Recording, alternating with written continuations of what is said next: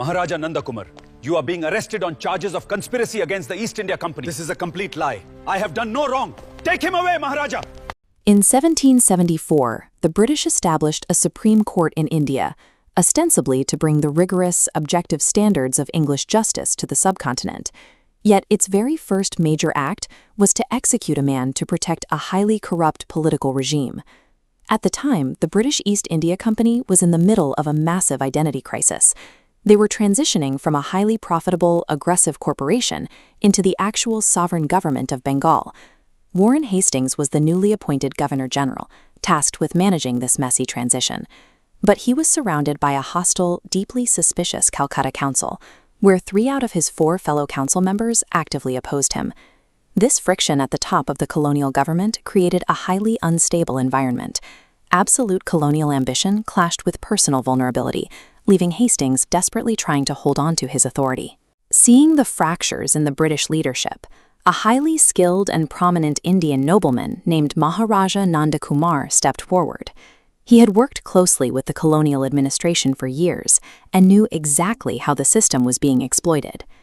This flowchart illustrates the explosive evidence Nandakumar presented to the Calcutta Council.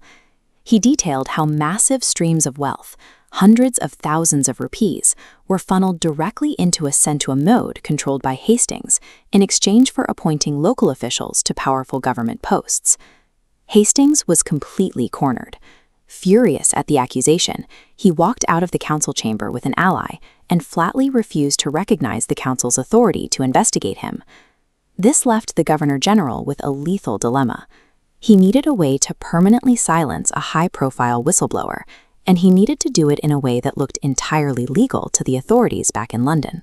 Hastings didn't charge Nandakumar with political treason. Instead, he engineered an arrest for an obscure, years-old civil crime. Nandakumar was suddenly accused of forging a bond from a deceased jeweler. The case was handed over to the newly established Supreme Court, presided over by Chief Justice Sir Elijah Impey. This relationship web reveals the glaring conflict of interest that defined the trial. A direct, long-standing alliance linked Hastings, the accused politician, to Impey, the presiding judge. The 2 men were childhood friends who had attended Westminster School together in England. The trial was rigged before a single piece of evidence was presented. The court was weaponized to carry out a political assassination. The courtroom itself was a chaotic environment, unsuited for an objective trial. The prosecution relied on corrupt witnesses, and their key handwriting expert retracted his testimony. When the case faltered, Judge Impey abandoned impartiality, aggressively cross-examining and intimidating Nandakumar's defense witnesses himself. The judges also ignored glaring translation issues. Crucial documents were written in Persian and Hindi, and nuances of the local languages were frequently lost or intentionally misinterpreted by the court's English translators. This split-screen chart compares Impey's fatal legal maneuver. Under local Indian custom, forgery was a minor offense, usually settled with a fine, but Impey applied the law of King George III, classifying forgery as a capital crime punishable by death. By applying British jurisdiction to an Indian citizen for a local civil dispute, the court manipulated the rules of evidence to guarantee a death sentence. On August 5, 1775, Maharaja Nandakumar calmly accepted the court's ruling. With philosophical detachment, he walked to the gallows and was hanged. The execution achieved its immediate, chilling goal. With Nandakumar dead, the hostile council members lost their primary informant, and the bribery investigation into Warren Hastings collapsed entirely. Historians have long recognized the true motive behind the trial. As the historian Narendra Krishna Sinha noted, the evidence against Hastings was, quote, destroyed entirely by taking the witness not only out of the way, but out of the world. The execution functioned perfectly as a political cover-up, meticulously disguised as a standard legal procedure. The blatant corruption of the trial eventually reached the halls of the British establishment in London.